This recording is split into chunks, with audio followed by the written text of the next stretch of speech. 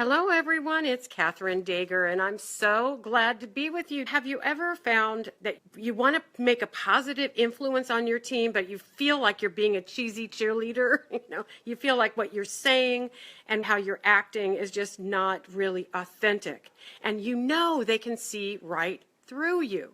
So it has a really distasteful feel for them, and they know they're being manipulated or think they are being manipulated. So what I want to show you how to be authentically positive and create a positive work environment so that you are totally feeling the positivity and seeing the results with your team. So, you know what? The biggest mistake leaders make is they tolerate negativity. They let it take hold. And I know deep down inside, it's out of fear of setting off emotions and reactions and having the whole team kind of erupt. And the reason for that is that negativity has it's seductive. It grabs our attention, and it's because our brain is really sensitized to responding or reacting to negativity all the time. So when someone is being negative, how do we get them back on track without setting off these reactions? You're going to get feedback from that, and possibly having people leave because they don't want to stay in a toxic environment. And I know that happens a lot. So everyone suffers, including your customer. So imagine what it would be like if you created a positive and sustainable workplace and have a highly engaged group and that really want to support the results and not tear things down. My company that I've had for 32 years is Profitivity, and I've been creating workplaces where people can't wait to go to work every day, and that has a huge impact on profit. It has a huge impact on retention because they stay and they want to invest themselves in the company. So it becomes collaborative and innovative. And when you have an environment like that, it's really important to know how to sustain that because life happens. Occasionally negative things happen and people do react. They're human. So what I want to do is make sure that you as a leader know so much about what you can do to impact in a positive way without being manipulative or cheesy. So here it is. Keeping it positive, even if things are not all perfect, is really, really important, and it starts with you. Do you know that 85 to 90% of your communication is nonverbal? So as the leader, people are watching you. So you need to have a positive facial expression and open body language and put your shoulders back and walk with a quick pace. So they are watching you. Now, as they're gonna see you and watch you, and they're gonna want you to walk your talk. So if you want them to be positive, you need to be positive too.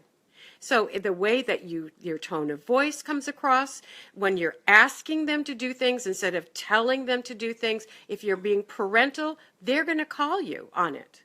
What I notice is people don't have role models after a certain age. What they do want is for people of authority to be who they say they are and to have a consistency. So does that make sense? I think it's really important. So walk your talk. If you want them to be on time, you be on time. No exceptions. Everyone's held to the same ground rules. And also, if you see someone doing things that you have decided is a standard, don't just go, well, it's expected, that's what we're paying them for. I hear leaders do that a lot. Want to make a big deal. The behavior that you see around you that's going well. See, our brain is so tuned to find a flaw, to find what's not working, and it just gloms onto that. And the truth is that doesn't serve anyone. What we want to do is look for the positive things that are happening. Look for things you can be grateful and make a big deal. Some people go, well, I don't want her to have a big head. And I'm like, what in the heck does that mean? How many people on this planet get enough positive feedback? How many times do you get pats on the back or high fives? So we create an environment where there's people that are just cheering each other on, and every time somebody does what you want them to do in the way that you want them to do it, it's called managing their behavior, reinforcing the behavior you want. And if you walk by it and don't acknowledge it, it will go away. You need to acknowledge what does work well. And I call that, what does good look like? I spend days and months working with companies to help them define what behavior they do want. The possibilities are endless, and that makes it an exciting adventure every single day. So when things are going well, when you have great results, it's really great to in the group huddle, have that person tell the group what they did first, that's behavior, what action they took second, what action they took. So it's not all about you. It's about getting the team to learn from each other. And don't you think that has a momentum all on its own? It really is. It's absolutely great. And I recommend highly that you set goals as a team and just make them up every day. What are we going to do? What can we ask customers today? What can we do to support them that we haven't really offered before? What events would they like to participate in? I mean, make every day yummy so that those customers really know that you are serving them.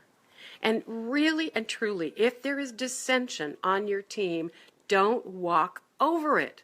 Address it. You can say, we don't do that here. To acknowledge that people are doing that, no matter what your position is, you're bringing to their awareness that they are really on track. And we want to make that the focus and not having anything else off track. The other thing is that it starts with you. Notice your facial expression. Keep it positive. Wouldn't that be a great thing to do?